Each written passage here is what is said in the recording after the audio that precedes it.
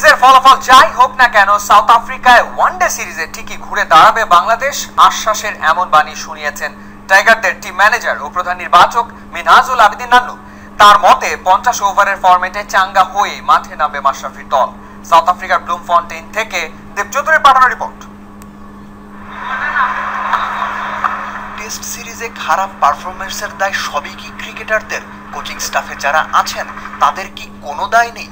বাস্তবতা হচ্ছে ক্রিকেটারদের ওপর যতটা চাপ ততটাই কোচদের ওপর। কোর্টনি ওয়ালশের কথাই ধরা যাক, তিনি ফাস্ট বোলিং কোচের দায়িত্ব নেবার পর আহামরি কোনো কিছু কি করে দেখাতে পেরেছে টাইগাররা? হাথুরু সিংহে তিনিই বা বাদ যাবেন কেন? গুঞ্জন আছে সবই হয় তার সিদ্ধান্তে। বেস্ট 11 বাছাই থেকে টস জিতলে কি সিদ্ধান্ত, সবকিছুরই নাটের গুরু হাথুরু, অথচ সব দায় ক্রিকেটারদের। দায় মুক্তির মিশন সামনে, যার উপর সবচেয়ে বেশি ভরসা তিনি এসে গেছেন। ভেঙে পড়া দলটাকে চাঙ্গা করাই এখন মাশরাফির প্রথম কাজ। আমাদের ব্যাটসম্যানরা যতটুকু কনফিডেন্টলি ব্যাটিং করে লাস্ট টেস্ট সিরিজগুলিতে, সেই হিসাবে এখানে কিন্তু তার 50% ব্যাটিং করতে পারে, যার কারণে ব্যাটিং ব্যর্থতার জন্য কিন্তু আমরা প্রস্তুতি রেখেছি। আমাদের প্রস্তুতিটা আজকে থেকে শুরু হয়েছে। আমাদের ওডিআই ক্যাপ্টেন চলে এসেছে এখানে, তো 4টা নতুন প্লেয়ার জয়েন করেছে টিমের সাথে।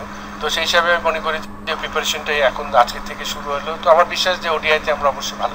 ম্যাশ, সাকিব, হাথু, এখন থেকে নতুন কম্বিনেশন, নতুন আশা। পরবর্তীতে যাই হোক, আশার আলোটা দেখা যাচ্ছে। 9 তারিখের প্র্যাকটিস সেশনটা ছিল ঐচ্ছিক, কিন্তু ঢাকা থেকে ওয়ানডে স্কোয়াডে যোগ দেওয়ার জন্য যে 4 জন সাউথ আফ্রিকাতে এসেছেন, অর্থাৎ মাশরাফি, সাকিব, নাসির এবং সাইফুদ্দিন, তাদের জন্য এই সেশনটা ছিল ম্যান্ডেটরি। এবং এই 4 জনের সঙ্গে যোগ দিয়েছেন সাউথ আফ্রিকাতেই থাকা মেহেদি মিরাজ। কিন্তু একটা ব্যাপার লক্ষণীয় যে 5 ক্রিকেটারের জন্য প্র্যাকটিস সেশনে এসে গেছেন কোচিং স্টাফের 6 সদস্যের সবাই। অর্থাৎ টেস্ট সিরিজে হার বাংলাদেশকে যে কত বড় ধাক্কাটা দিয়েছে সেটা বোধহয় প্র্যাকটিস সেশনেও খুব ভালোই বোঝা যাচ্ছে। দুপুর 1:30টা থেকে টাইগারদের প্র্যাকটিস চলেছে 3:30টা পর্যন্ত। 12 তারিখ প্রস্তুতি ম্যাচের আগ পর্যন্ত এভাবেই অনুশীলন চালিয়ে যাবে বাংলাদেশ। দেব চৌধুরী তো মানসিকভাবে 50 ওভারের ক্রিকেটের জন্য নিজেদের গুছিয়ে নিতে শুরু করেছে টাইগাররা। দলের সাথে যোগ দিয়েছেন 2 কান্ডারি, মাশরাফি বিন মুর্তুজা আর সাকিব আল হাসান। দ্বিতীয় টেস্ট হারার পর এখন ঠিক কেমন টিম হোটেলের ছবি, কেমন আর কিভাবে কাটছে ক্রিকেটারদের সময়, দেখতে গিয়েছিলেন দেব চৌধুরী। সাউথ আফ্রিকায় তখনও সকাল 10টা বাজেনি। টিম হোটেলের লবিতে 3টা পার্সেলে সৌম্য, সাব্বিরের যত মনোযোগ। জানা গেছে ভারত থেকে পার্সেলে ব্যাট এসেছে সাব্বির, সৌম্য আর লিটনের জন্য, সবার 2টা করে। আগেই অর্ডার করা ছিল। দিল্লি থেকে জোহানেসবার্গ হয়ে তবেই ব্যাট পৌঁছেছে ব্লুমফন্টেইনে। সৌম্যর হাতে যখন তার ব্যাট, সাব্বির তখন কিছু একটা মিলিয়ে দেখছেন।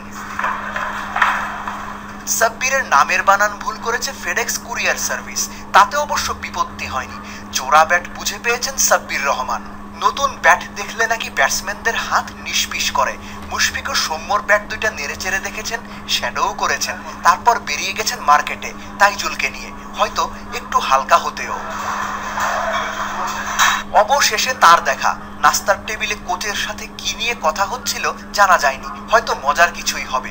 অন্তত ম্যাচের অঙ্গভঙ্গি তাই বলে, টিপিক্যাল মাশরাফি। যাচ্ছিলেন জিমনেশিয়ামে। ব্লুমফন্টেইনে আসার পর প্রথমবার ফিটনেস ঝালাইয়ে। শুধু শরীর কেন, দলটার মানসিকতা ঝালাইয়ের দায়িত্ব এখন ক্যাপ্টেন মাশরাফির। ততক্ষণে হোটেল লবির বাইরে সাকিব আর সাইফুদ্দিন। বিকেলে প্র্যাকটিস সেশন থাকলেও সকালের জিম সেশনটা ওদের কাছে ততটাই গুরুত্বপূর্ণ যতটা মাশরাফির কাছে। ফিটনেস ট্রেনার মারিও ভিলা ভারায়নের সাথে সবাই ঘন্টাখানেক সময় কাটিয়েছেন জিমনেশিয়ামে। দেব Chowdhury, 71, Bloemfontein, south Africa. Team হেরে যাচ্ছে, যেটা সত্যি কথা সেটাই বলেছে। এখন এর জন্য যদি খারাপ লেগে থাকে তাহলে আমার আসলে দুঃখিত বলা ছাড়া আর কোনো উপায় নেই। আর আমি আসলে কখনোই চাই না যে আমার কারণে টিমেরও কোনো খারাপ রেজাল্ট হোক, বা আমি এমন কিছু করি যেটার কারণে টিমে ইফেক্ট পড়ে। মাঠ এবং মাঠের বাইরে অধিনায়কের এমন অসহায় আত্মসমর্পণে অবাক বিসিবি প্রেসিডেন্ট। এই ধরনের মন্তব্য সে বাইরে গিয়ে করা, এটা শুধু তো একটা কোচের কি হইলো সেটা আমার জানার দরকার নেই, ম্যানেজমেন্টের কি হইলো জানার দরকার না, এটা ইম্পর্টেন্ট। কিন্তু এটা একটা দেশের ইমেজের ব্যাপার, এটা কিন্তু দেশের ইমেজটাকে নষ্ট করে। এই জিনিসটা তাকে বুঝতে হবে। দেশের বাইরে এমন আচরণ মুশফিকের জন্য নতুন কিছু নয়। এর আগে 2013 সালে জিম্বাবুয়ের কাছে ম্যাচ হারের পর আচমকা অধিনায়কের পদ থেকে সরে দাঁড়ানোর ঘোষণা দিয়েছিলেন তিনি। অধিনায়কত্বের প্রশ্নে এবার মুশফিক বিসিবির কোর্টে বল ঠেলে দিলেও বিসিবি সেই পথে এখনই হাঁটছে না বলে জানালেন নাজমুল হাসান। এখন আমরা বোর্ড থেকে এই ধরনের কোনো চিন্তা ভাবনা এখনো করিনি, তবে আমি এটুকু বলতে পারি বোর্ড ইজ কনসার্ন ও যে স্টেটমেন্টগুলো দিচ্ছে সেই স্টেটমেন্টগুলোর সাথে আমাদের যে ইনফরমেশন আছে এটার সাথে মিল খাচ্ছে না। এই সিরিজটা শেষ হোক, ওটা তো সময় আছে, ওরা আসলে ওদের সাথে বসে we will sort it out, আমরা বের করে ফেলবো। ওকে যদি কিছু বদার করতে থাকে, ওর যদি সমস্যা থাকে, will have to sort it out. আর যদি দেখি কোনো কিছুতেই কিছু হচ্ছে না এবং ক্যাপ্টেন্সি ছেড়ে দিলে ওর জন্য ভালো হবে, তখন উই উইল ডিসাইড। পাপনের বিশ্বাস মাশরাফি ও সাকিব দলের সঙ্গে যোগ দেওয়ায় ওয়ানডে সিরিজে পাল্টে যাবে বাংলাদেশ দলের পারফরম্যান্স। জাহিদ চৌধুরী, অধিনায়কের এমন বক্তব্য দেশের ইমেজ নষ্ট করেছে দাবিদার। পৃথিবীতে এমন কোনো ক্যাপ্টেন নাই যে বলবে যে টসে জেতাটা আমার জন্য ভুল ছিল।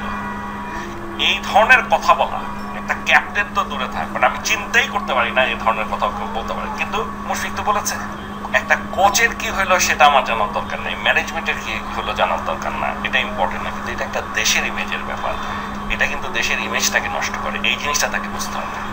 নাজমুল হাসান অকল্যান্ডে আইসিসির সভায় যোগ দিতে দেশ ছাড়ার আগে জানিয়েছেন ব্লুমফন্টেন টেস্টে টস জেতার পর ফিল্ডিং এর সিদ্ধান্ত অধিনায়ক মুশফিকের। ম্যানেজমেন্ট যদি তার সিদ্ধান্তে হস্তক্ষেপ করে তবে তা প্রমাণের চ্যালেঞ্জ দিয়েছেন। আপনাদের কাছে তাহলে আমার ফার্স্ট প্রশ্ন, টেস্টে যে ব্যাটিং নিল ফিল্ডিং দিল টসে জিতে, এটা কি ম্যানেজমেন্টের সিদ্ধান্ত? বলুন, এই একটা জিনিসও প্রমাণ করুন। আপনি স্পেসিফিক ওদেরকে জিজ্ঞেস করেন না কেন? ও তো বলছে জেতাটাই ভুল ছিল, কিন্তু ও কিন্তু কখনো বলে না এটা ম্যানেজমেন্ট সিদ্ধান্ত। নাজমুল হাসান জানিয়েছেন আপাতত টেস্ট অধিনায়কত্ব পরিবর্তনের কোনো সিদ্ধান্ত নেয়নি বোর্ড। কোনো ডাইরেক্টর যদি বলে থাকে এটা তার ব্যক্তিগত, এখানে বোর্ডের কোনো সিদ্ধান্ত না, এই ব্যাপারে আমি স্পষ্ট করে বলে দিতে চাই। এদিকে বিসিবি নির্বাচনে আইনি জটিলতায় ক্রীড়া সচিবের প্রধান নির্বাচন কমিশনার হওয়া অনিশ্চিত, জানিয়েছেন বিসিবি বস।